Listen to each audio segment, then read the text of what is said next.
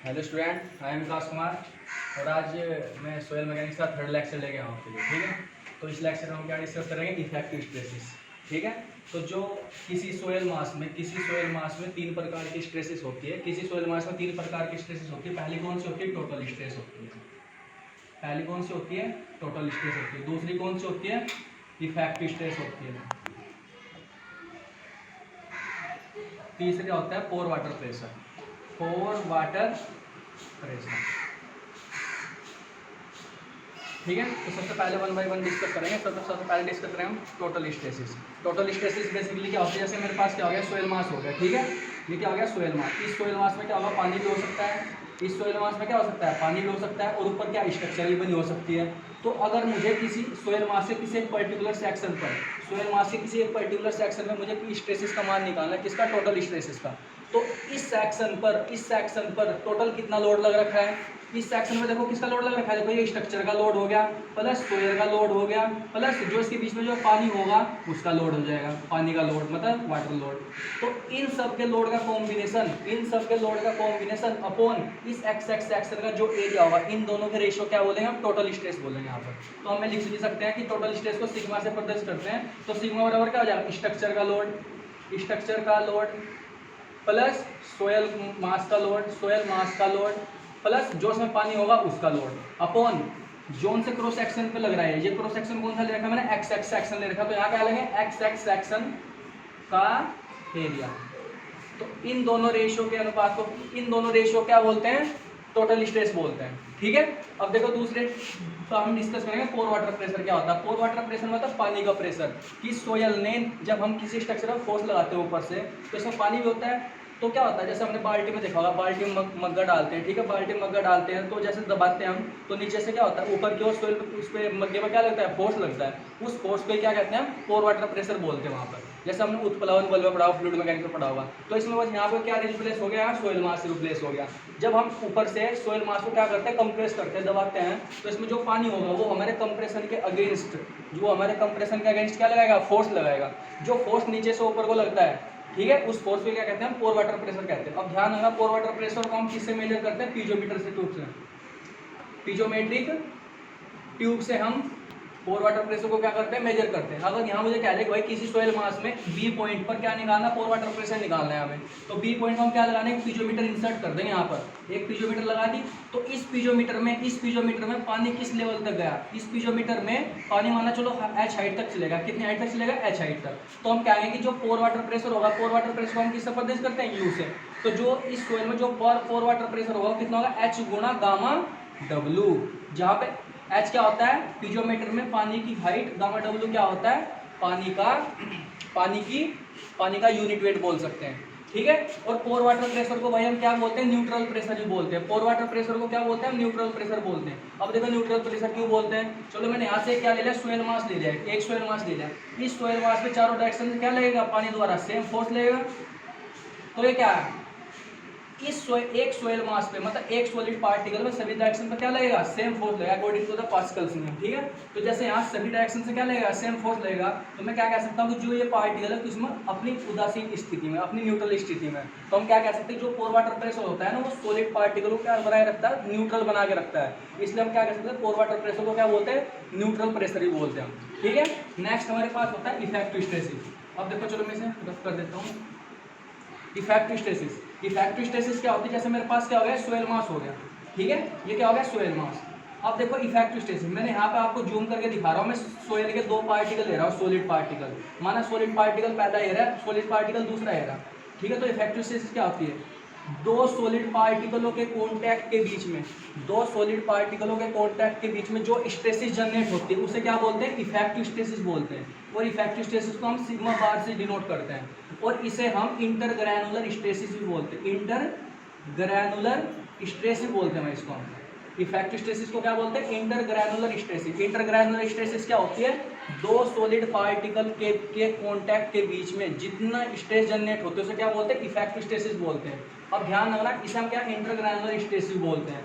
ठीक है, और दूसरी लैंग्वेज में हम मैथमेटिकल टर्म में बोल सकते हैं। तो सिग्मा बार बराबर क्या होता है? सिग्मा माइनस के you. Total stress minus pour water pressure के अंतर को क्या बोलते हैं? हम इफेक्टिव स्ट्रेसेस बोलते हैं यहाँ पर। ठीक है। अब देखो इस इफेक्टिव स्ट्रेस की जो हमारी इंजीनियरिंग में मतलब बहुत ज़्यादा क्या होती है, जैसे हमें क्या देगी बताओ, अगर इफेक्ट कोई सोयल मास दे दिया उसकी इफेक्टिव स्ट्रेस बहुत ज़्यादा है, तो हम क्या कहेंगे उस सोयल मास की लोड सहन करने की क्षमता क्या है, बढ़िया। क्यों? क्योंकि भाई वहाँ पार्टिकल टू पार्टिकल बहुत अच्छा हो रखा है, तो उसकी जो कंप्रेसिबिलिटी होगी क्या होगी, लो होगी। तो मैं यहाँ रीजन लिख सकता हूँ कि भाई इफेक्टिव स्ट्रेस का क्या क्या कारण हो सकता है। इफेक्टिव स्ट्रेस अगर देखो यहाँ सिग्मा बार का मान बढ़ेगा तो किसी सोयल की लोड सहन करने की क्षमता मतलब बियरिंग कैपेसिटी क्या होगी, बढ़ेगी। दूसरा मान, अगर इफेक्टिव स्ट्रेस का मान बढ़ेगा जो सोयल की परमेबिलिटी क्या होगी, वो घट जाएगी। परमेबिलिटी क्या होती है, परमेबिलिटी किसी सोयल की वो प्रॉपर्टी होती है जो अपने इंटरकनेक्टिंग वॉइड के अंदर से पानी के फ्लो को होने देती है।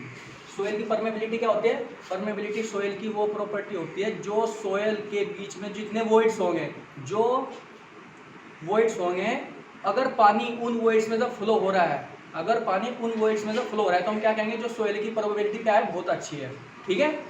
अगर पानी नहीं फ्लो हो रहा है तो हम क्या कहेंगे, सोयल की परमेबिलिटी क्या है, बहुत ही कम है। अब देखो अगर इफेक्टिव स्ट्रेस बढ़ेगा, इफेक्टिव स्ट्रेस मतलब पार्टिकल टू पार्टिकल कांटेक्ट बढ़ेगा, इसका मतलब क्या होगा कि वॉइड कम होंगे, वॉइड कम होंगे तो इसका मतलब क्या है, पानी का फ्लो कम होगा, पानी का फ्लो कम होगा तो इसका मतलब क्या है, परमेबिलिटी क्या हो जाएगी, घट जाएगी। तो ये हो जाएगा, घट जाएगा। अगर इफेक्टिव स्ट्रेस बढ़ेगी तो हमारी जो सोयल की जो स्ट्रेंथ है वो भी क्या होगी, बढ़ जाएगी यहाँ से।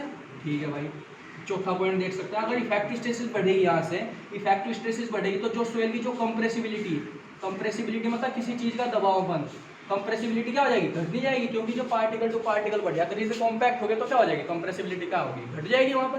तो ये इफेक्टिव स्ट्रेसेस के क्या होता है, कुछ नोट पॉइंट्स होते हैं। ठीक है। अब देखते हैं हम इनकी वैल्यू कैसे निकालते हैं हम। जैसे हमारे पास कोई न्यूमेरिकल आ गया, ठीक है, तो उससे कैसे निकाल लेंगे।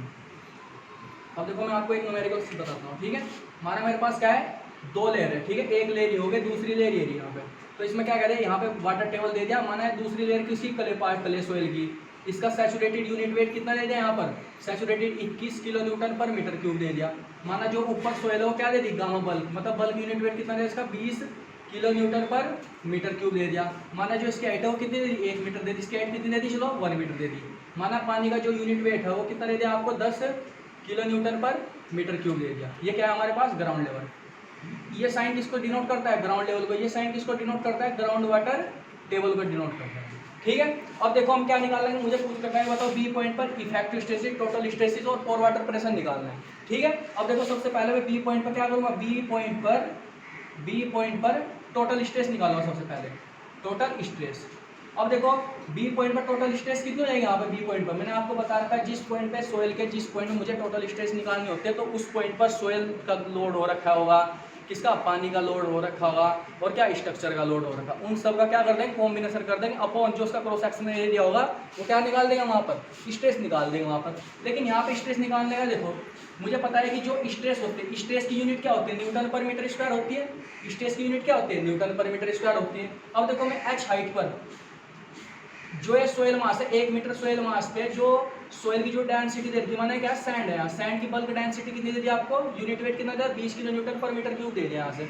अगर मैं इस बल्क यूनिट वेट को मतलब 20 किलो न्यूटन को इसकी हाइट से मल्टीप्लाई करूँगा तो यहाँ पर प्रेशर नहीं आ जाएगा भाई वो, तो मैं डायरेक्ट बस वही कॉन्सेप्ट लगाऊंगा यहाँ पर। ठीक है। अब देखो यहाँ 1 मीटर हाइट पर, 1 मीटर देखो इस सोयल मास के कारण कितना हो जाएगा, 1 गुणा 20